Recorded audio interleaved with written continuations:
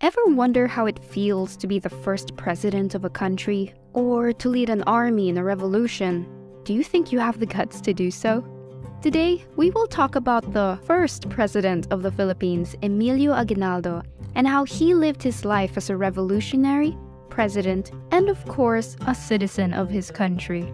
Come with us as we travel through the long-lived life of Emilio Aguinaldo and discover the twists and turns of the life of one of the most important yet controversial historical figures in Philippine history. You may know Emilio Aguinaldo as the face of the old 5-peso coin, or the one in drawings who waved the Philippine flag during the Declaration of Philippine Independence on various textbooks. But Aguinaldo was so much more than the countless relics and commemorations associated with him. He has lived literally quite a long life and witnessed the different periods that the Philippines has gone through. On his own, he was a relic. Emilio Aguinaldo y Fami or Myong was born to Carlos Aguinaldo y Hamir and Trinidad Fami y Villanueva on March 22, 1869. His family was a local to Cavite El Viejo, or what we call Kawit today. Growing up, Myong has relatively lived a well-off life compared to the average Indio. Quick historical fact, Indio is the term used to refer to Filipinos during the Spanish colonial period. And so, this comfortable life was due to the fact that his parents, specifically his father, belonged to the political upper class of Cavite. Carlos Aguinaldo served as Cavite El Viejo's gobernadorcillo, which is the highest position in the Spanish colonial government that the Indios could have. It is a no-brainer that enormous power and wealth come with this. A simple explanation that contributes to the Aguinaldo's affluence. Later on in Myong's life, his family's political background will open up doors for his relatively easy entrance to the world of politics and leadership.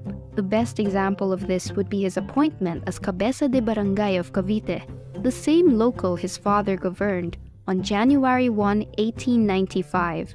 We can now see that Myong's family background has given him some sort of lead. It provided him with enough leverage to access politics and open up other opportunities such as good education. He studied at Colegio de San Juan de Letran, but unfortunately was not able to earn his high school diploma due to the sudden need to help out his family. To paint a clearer picture, by this time, his father has passed away, demanding his return to his home. He majorly helped in his family's agricultural business. Remember that at the age of 25, and despite not finishing his education, Myong was able to take up the role Cabeza de Barangay of Cavite. It is also during this time that he joined the Masons, like fellow revolutionaries Jose Rizal, Apolinario Mabini, and Marcelo H. del Pilar. Just by looking at it, the year 1895 has really so much in store for Aguinaldo. From taking a seat as a Cabeza de Barangay to joining the Masonry.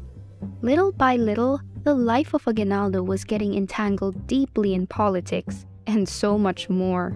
However, his life as a Katipunero started a year before. In 1894, he officially joined the Katipunan, also known as the Kataas-Taasang Kagalang-Galangang Katipunan ng Mga Anak ng Bayan, or KKK. This secret organization was formed in Manila by Filipino anti-Spanish colonialists as a revolutionary organization. Its main objective was to achieve independence from Spain by means of a revolution, by taking up arms, very different from the propagandistas who use words as weapons and push for reforms. Just 2 days after the first revolutionary encounter called the Cry of Balintawak, Cavite rose under the leadership of a man whose military triumphs and widespread admiration were bound to overshadow those of Andres Bonifacio, the Supremo of Katipunan. To rub salt in the wound, the Spaniards considered Aguinaldo as the real leader of the revolutionaries and addressed letters of reconciliation to Myong rather than Bonifacio.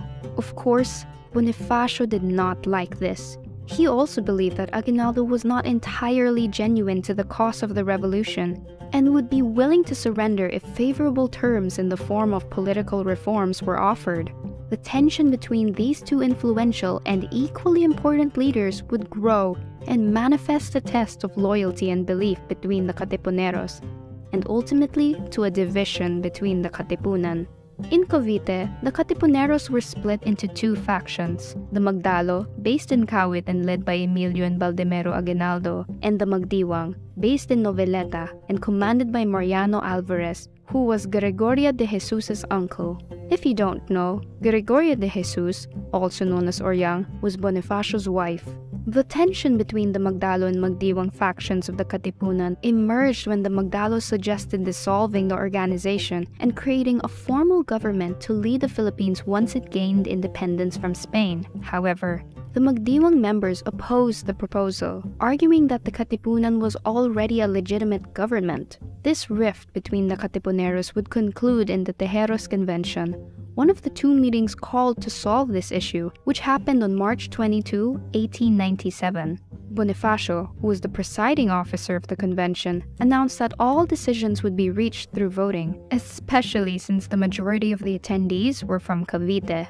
Although, the results of the convention were not favorable to him because 1. Katipunan will be dissolved, and 2. Bonifacio was elected in the lowest position on the agreed-upon new set of officials to lead in the new government.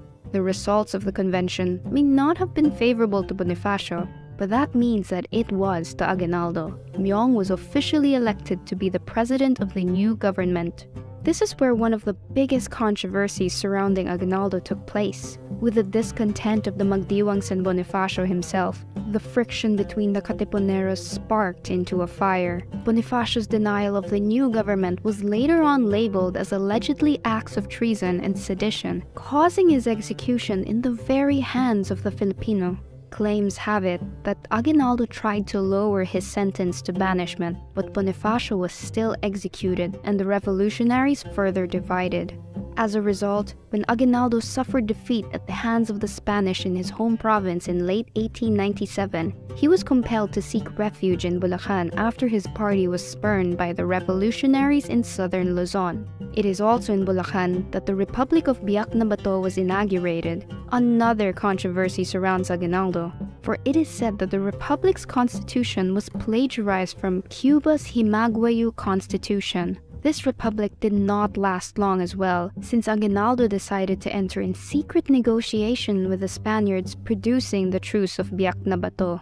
The controversies did not end. After being sent abroad as a political exile in accordance with the truce, Aguinaldo was able to coordinate with the Americans for help against the Spaniards in the Philippines. Little did he know, these two colonial forces were scheming behind his back and betrayed all the negotiations and truce between the Philippines and these two nations. Despite the institution of a dictatorial government in his return, followed by the declaration of Philippine independence, the transition of the dictatorial government to a revolutionary one, and finally convening the First Philippine Republic, the Philippines was still not able to attain its longed-for independence under the leadership of Emilio Aguinaldo.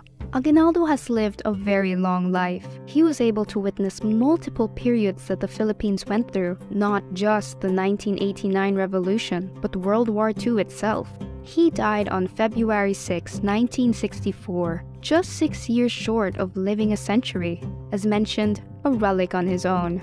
What seems to be fitting to draw a conclusion on this video was not the long list of controversies surrounding his life, but how he was remembered as an important factor in Philippine history, may it be a hero or not. Thus, amid the heroic portrayal of his life, Aguinaldo was still human who committed mistakes, let his emotions get the best of him, and at most, be a human himself. Leave a comment down below if you think that you have what it takes to be the first president of a country and the guts to lead an army in a revolution. Do you think Aguinaldo was a hero? Again, don't forget to comment down below. We'd love to hear what you think. Like, share, subscribe, and turn on the notification bell if you'd like to learn more with us. Thanks for watching.